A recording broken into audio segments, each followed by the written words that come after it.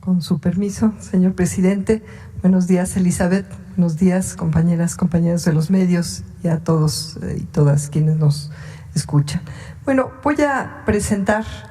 algunos datos que sustentan la urgencia y la necesidad del cambio profundo en CONACYT que ya se ha efectuado, y sobre él, pues, la nueva legislación que fue propuesta y trabajada durante todos estos años y finalmente aprobada por la Cámara de Diputados y el Senado en días pasados. En esta gráfica les muestro cómo desde el sexenio del presidente Fox se generaron estos instrumentos, los fideicomisos, para poder ahí acumular recursos del presupuesto de egresos de la Federación y desde ahí poderlos administrar de manera opaca y ajena a las funciones del Consejo Nacional de Ciencia y Tecnología. Estos fideicomisos fueron aumentando durante el periodo de Calderón, del licenciado Peña, hasta llegar a 91 cuando nosotros llegamos. Y se transfirieron a través de estos fideicomisos y también de programas presupuestarios del CONACYT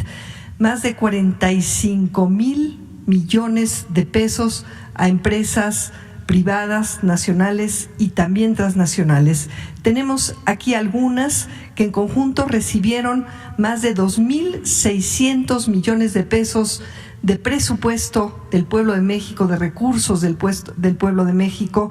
para pues subvencionar y magnificar sus ganancias. Kimberly-Clark, FEMSA, Monsanto, Continental, Volkswagen, Bayer, BMW, Honeywell, Ford, IBM, LG, Motorola, Nissan, Whirlpool, RH México, Proftec, Intel. Y además, todas estas transferencias a fondo perdido, y asimismo fueron beneficiadas otras miles, casi 3,000 en total, empresas. Las transferencias, además, en la siguiente vemos, contaron con la participación, podríamos decir complicidad, para habilitar y legitimar estas transferencias de instituciones de educación superior públicas del país y también privadas. Las que más recursos recibieron fue el Tecnológico de Monterrey, a la cabeza, el CIATQ, un centro público de investigación, la Universidad Autónoma de Nuevo León, la UNAM, el CIMAB, entre muchas otras. Aquí está la forma en que se triangulaban estas transferencias y las empresas no solamente recibían estos recursos sobre pretexto de la innovación a fondo perdido, sin que, como veamos, tuviera ningún beneficio para el país, sino además recibían de regreso recursos a partir de las instituciones de educación superior en forma de talento, de apoyos para su negocio, es decir, una subvención sobre pretexto de la innovación de entidades privadas utilizando al CONACYT como entidad pública para facilitar todo este procedimiento. Adelante. A través de los FOMICs, 35 fideicomisos, se canalizaron millonarios recursos habilitados por, entre otras, una asociación civil que también recibieron recursos, y dejando sin atender prioridades estatales, destinaron una gran cantidad de recursos, alrededor de 14,000 millones de pesos, para elefantes blancos de proyectos, falsas ciudades del conocimiento. Aquí tenemos algunos ejemplos de estas suntuosas edificaciones que o no se han utilizado o están subutilizadas o están siendo utilizadas para fines que no son los que tiene el CONACYT o no tenía antes el CONACYT. La que sigue, por favor. Bueno, y no solamente hubo desvío a favor de intereses económicos, sino también de intereses creados políticos. Aquí presentamos una pequeña radiografía de las redes que habilitó uno de los centros públicos de investigación en su época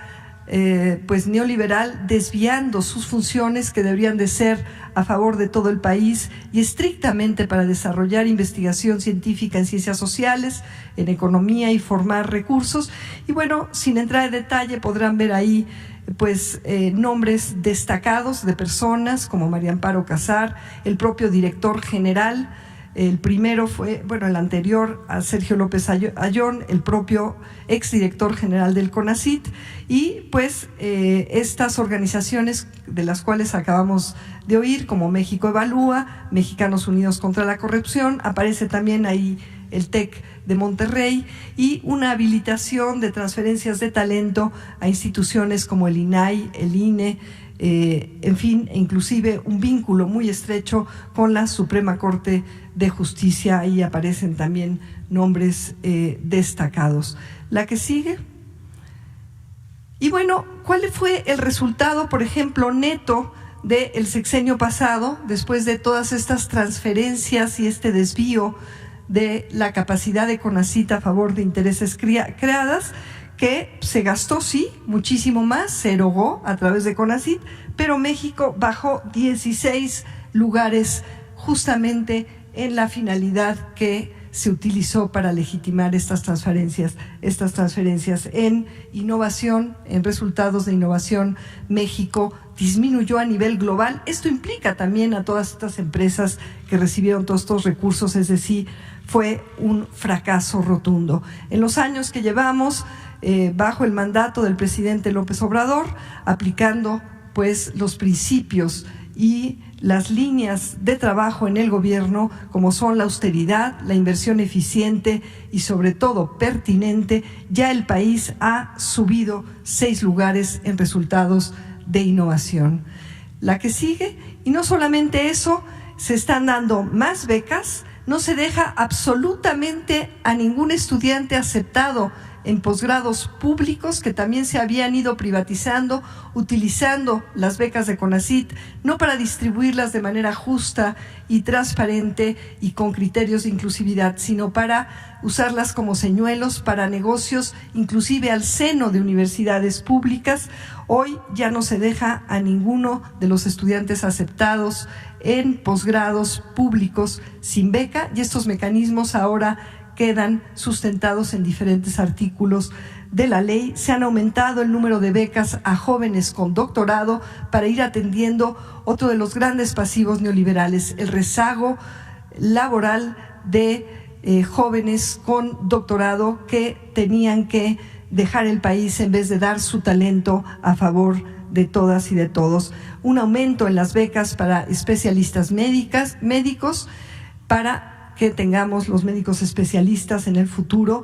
que necesitamos, y también un aumento en el número de becas a investigadores, es decir, este gran ahorro que ahora tenemos, porque ya nos están transfiriendo a fondo perdido los recursos, se ha derivado en mayor apoyo a los colegas a través del Sistema Nacional de Investigadores, fortalecido también, y además apoyo a proyectos de ciencia básica y también ciencia aplicada, muy importante para resolver grandes problemas como la basura, la contaminación de agua, diferentes temas de salud, cuando paradójicamente, en contraste con esas transferencias multimillonarias, en 2017 y también 2018,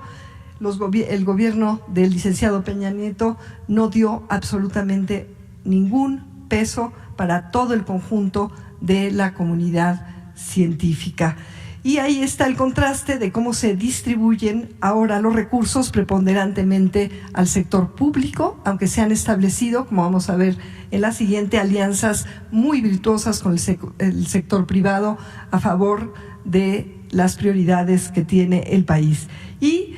aprovechamos esta oportunidad que nos da el presidente de la República para darles una excelente noticia. Tenemos patria, tenemos ya la vacuna patria como refuerzo, con los datos de la fase final siendo exitosos, cumpliendo con criterios establecidos por la Organización Mundial de la Salud para vacunas COVID de refuerzo en este caso, pero el ya contar con esta plataforma nos abre el camino a la recuperación en las soberanías de vacunas, que es tan importante para la prevención de enfermedades. Esto gracias a la conjunción de capacidades públicas de varias universidades, entidades públicas como el Instituto Mexicano del Seguro Social, la COFEPRIS, pero también en alianza con una empresa honesta, mexicana, que se especializaba en vacunas para el sector animal, y ahora ha dedicado una inversión importante para la producción de vacunas